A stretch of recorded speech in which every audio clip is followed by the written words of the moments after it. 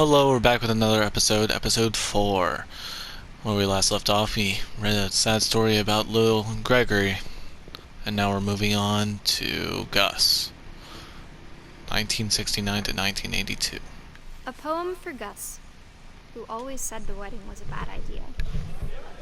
Our father never hit us kids, at least not very hard, before the day my brother said with teenage disregard that he'd be dead before he'd see a wedding in our yard.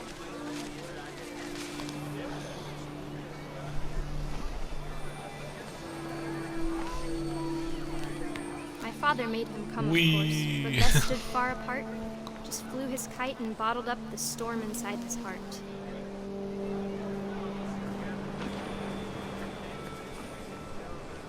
I tried to talk him out of it, but though he'd never met her, we don't need a stepmom, were the words that I now pronounce you husband and wife.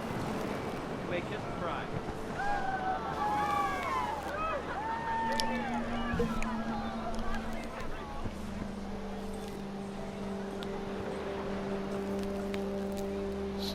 What am I supposed to do? Am I missing a letter?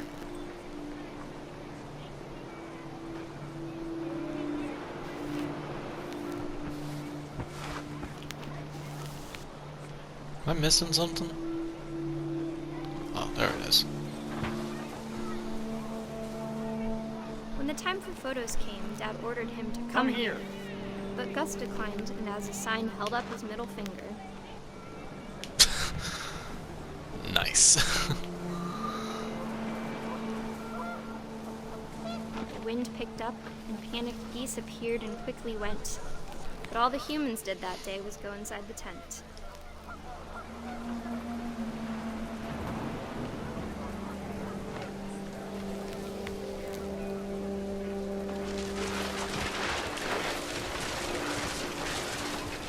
The rain came down in buckets then, but no one seemed afraid that nature might destroy the tent our dad had crudely made.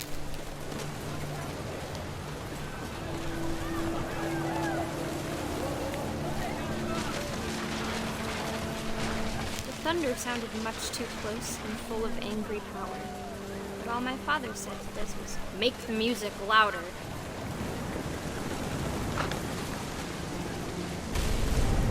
Oh boy.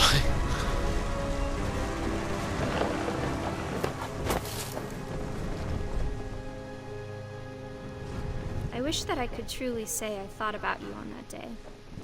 Out there on the beach alone, just you, the wind, the sea, and foam.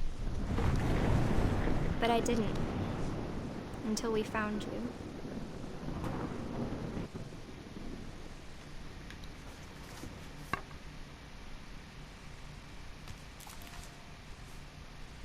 She never talked about him, but Mom told me once if I was a boy, they were going to name me Gus.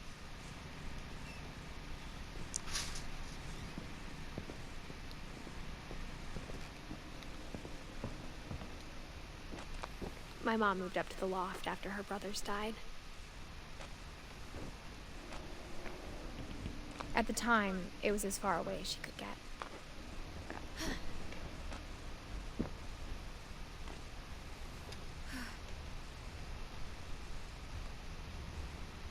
Religion was another thing my mom never talked about, but I think it helped her a lot after her dad died. She spent a summer building houses in Calcutta, where she met my dad, Sanjay. My mom moved to India a week after graduation and got a job teaching English. Louis was born a year later.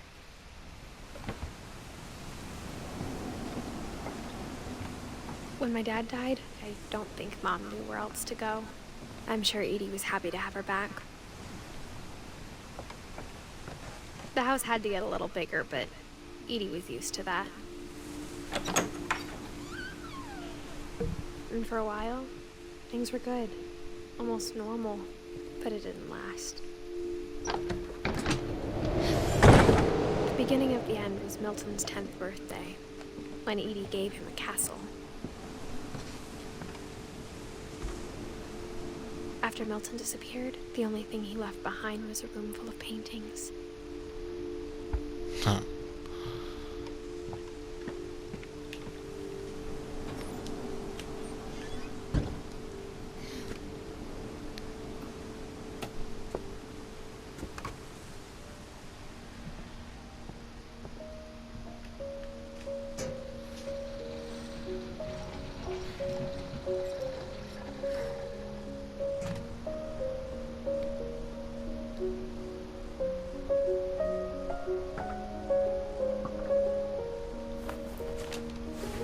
Milton Finch in The Magic Paintbrush.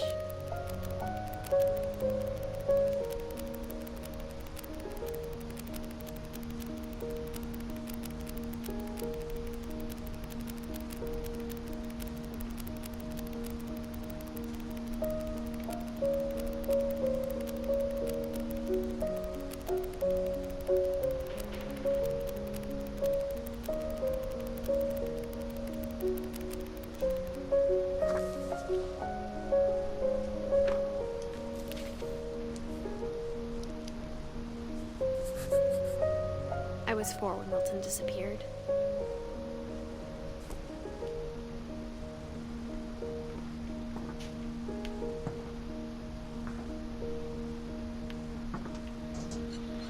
Mom spent months searching for my brother.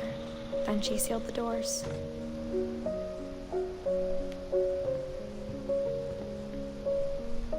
Whatever Milton had found in the house, Mom didn't want it getting out.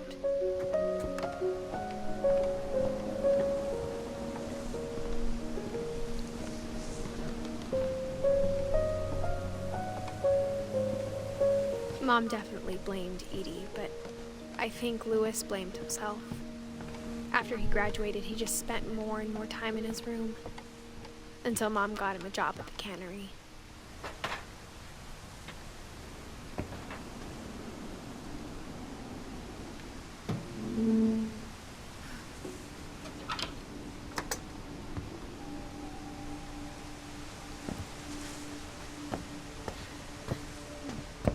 Lewis's room smelled very, very familiar. That part of him lived on. Lewis and I spent a lot of time playing games together, but he was surprisingly bad at them. He died a lot.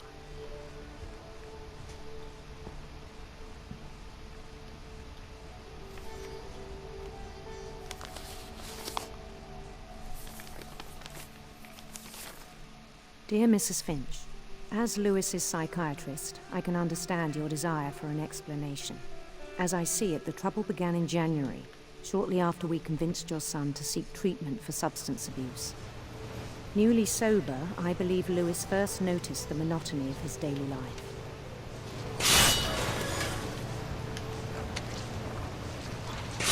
He kept working at the cannery, but he withdrew part of himself. In our sessions, I saw the same behavior.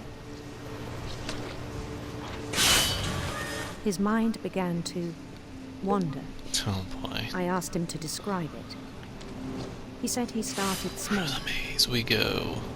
imagining a labyrinth. He'd feel his way about. Then something moved. Bats. And toads.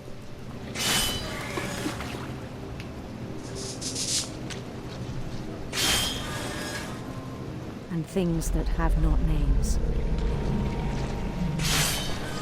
He knew it was all in his head. But he took it very seriously. I had hoped he'd find himself.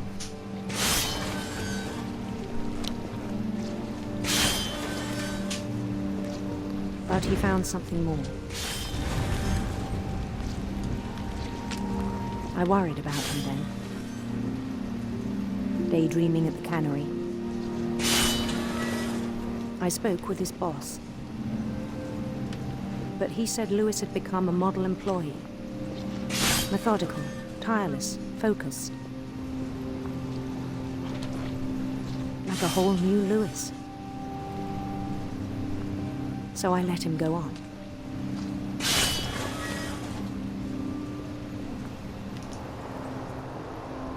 I even encouraged him. It seemed very promising at first. He told me he'd made a new friend. Hello, doggy. On the edge of a city he named Lewis Tokyo. He built the city up slowly, brick by brick. Then he made musicians.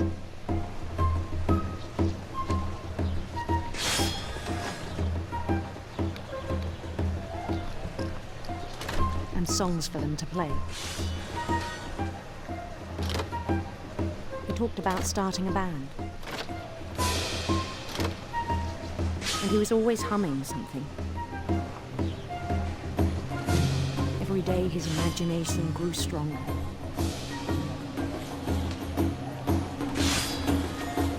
He no longer spoke at the cannery, but his chopping was as reliable as ever. Then one day it struck him that all the cheering crowds, even the stones under his feet, were all in his imagination, so he could do whatever he wished.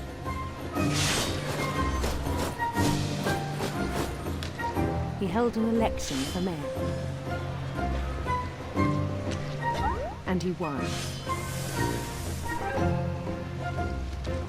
They begged him to stay, but his mind was already wandering. It became a game for him.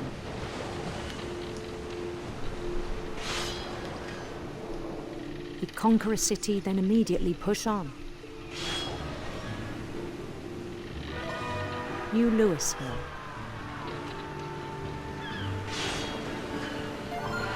St. Louis. He started drifting away from our reality.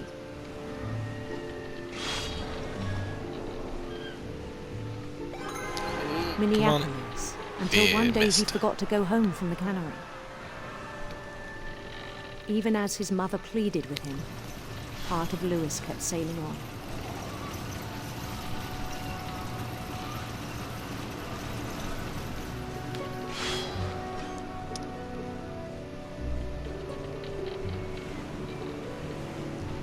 In Louisburg, he heard rumors of a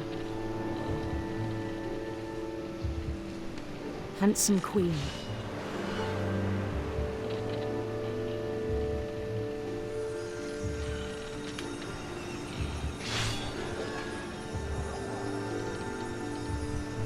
The queen was on her own quest for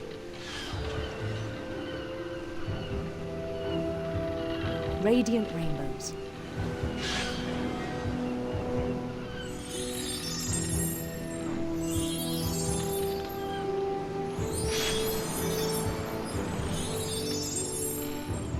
He followed the sound of her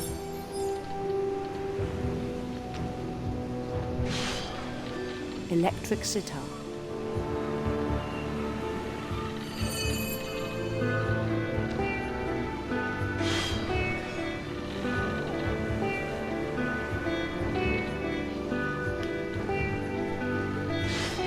His chase led him to a golden palace east of the sun and west of the moon. Even then, his logic remained sound. He knew the world was all in his imagination.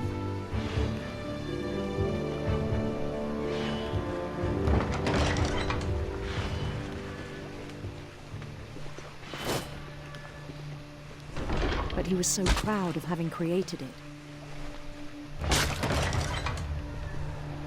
In his own eyes, he'd become something greater than a king. Wow. I'm stuck. There we go.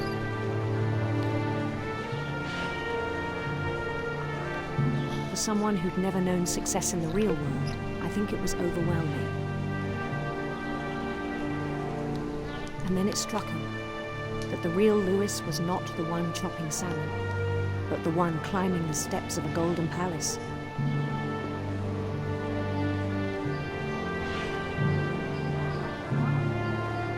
My imagination is as real as my body, he told me. It was hard to argue with him.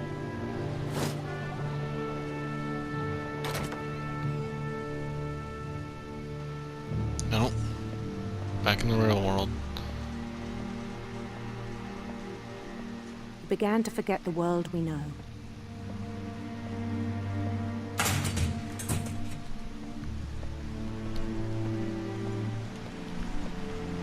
I think it pained him to remember Louis, the cannery worker.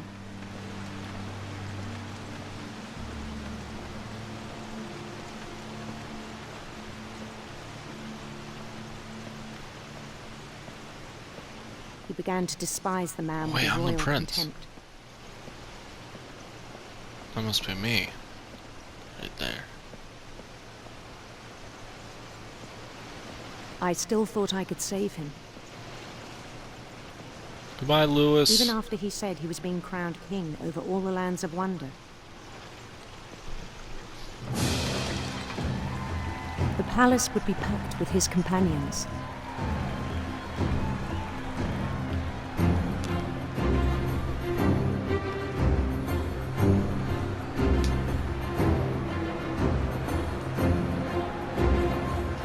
Including the wise Calico who'd insisted on inviting him.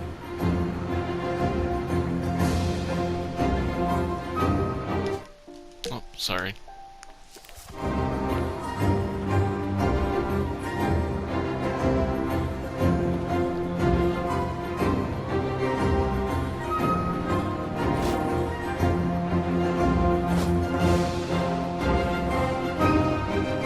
His queen waited, holding his crown.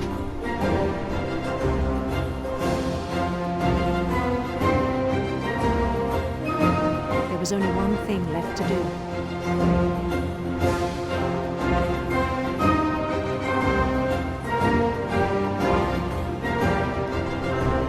Bend down his head. Oh. Okay.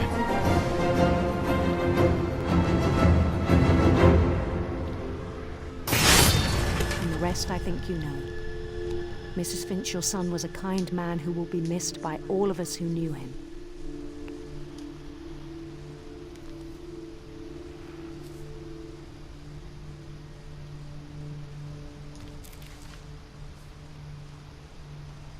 My brother was really cool. I wish you could have met him.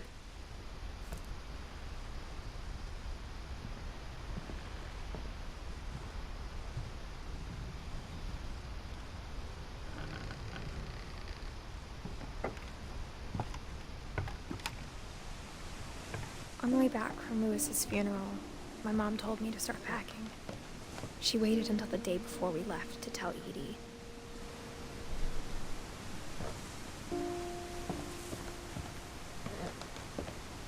I'm not sure if she wanted to make it easier or harder.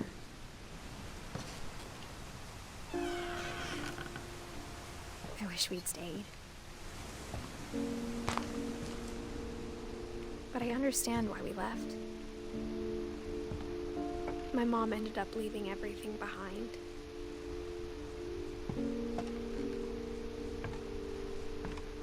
What happened that night had been coming for a long time. Maybe it should have come sooner.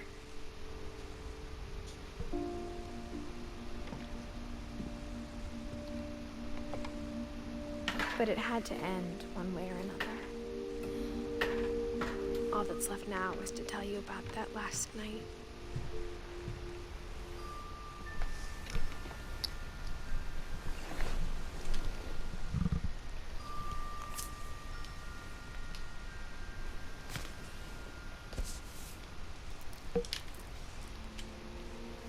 That whole last day, Edie just watched us pack and didn't say a word.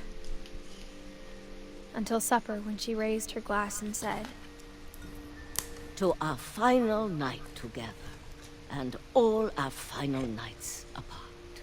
Grandma, you know what I said about alcohol. Some of your medications are very Edith, specific. I left a present for you in the hallway. Why don't you go open it? The grown-ups have to argue now. I'm sorry, you're right. We're all leaving tomorrow. Let's just enjoy our last... I'm not leaving. Edith, you're excused.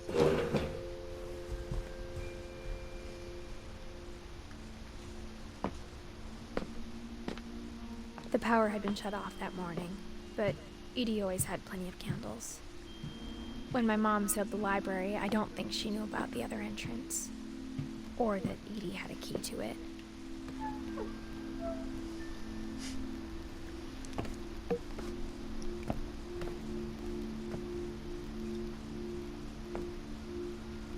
That thing you're afraid of isn't going to end when you leave the house. Edith has a right to know these stories. My children are dead because of your stories. I think it's best if Edith and I leave tonight. We'll have the nursing home send a van for you in the morning. Okay? Dear Edith, there's so many stories I wish I could tell you, but there's only time for one. This is about what happened on the night you were born. That night, the tide went way, way out. It was the first and last time I ever saw the old house aground. There'd been an earthquake out in the middle of the ocean. They called it the lowest tide in 1,000 years. God, it smelled awful. You know, I've seen that house every day of my life. But I never thought I'd go back to it. When the fog rolled in, I lost my way.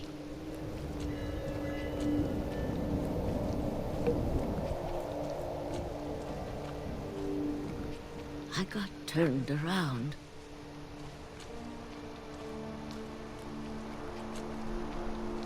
I started seeing things.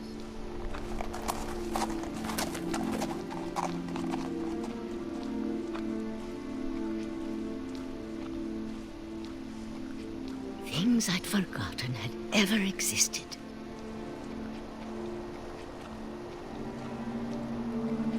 But when I saw them, they felt like old friends. That night, a lot of things came back to me.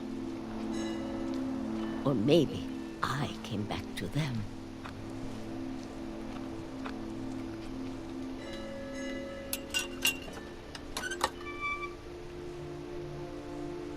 Things I can't explain, but that I need you to try and... Edith, what are you doing in here?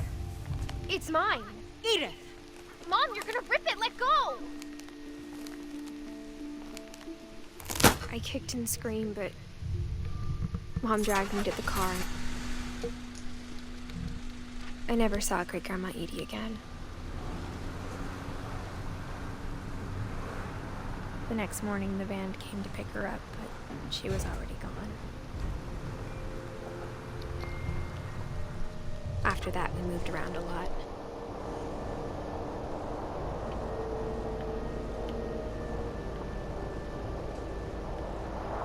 We both tried to make the best of it.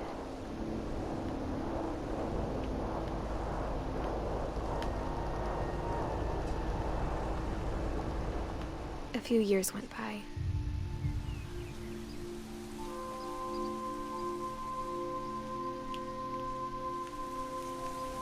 My mom didn't like to talk about it.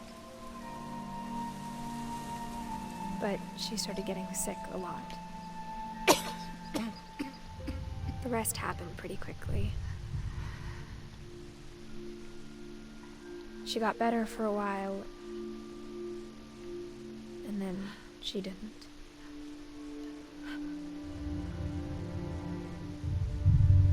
And then I was alone. The last Finch left alive.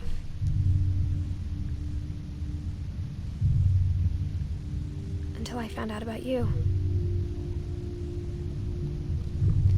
I'm still not sure what to tell you about all this.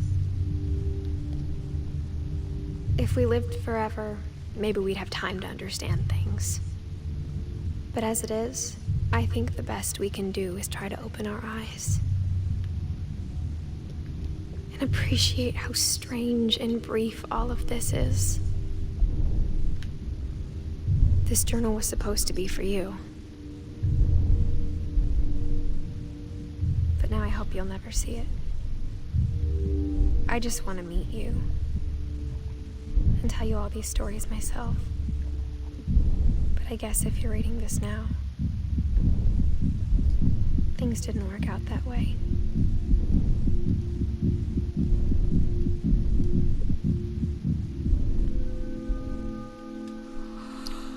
This is where your story begins.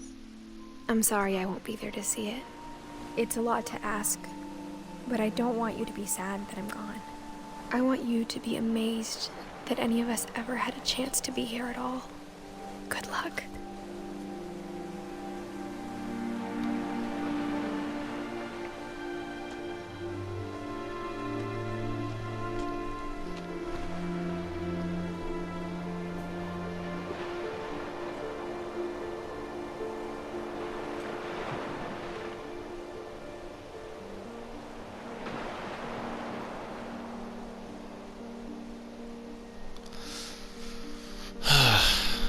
that's it.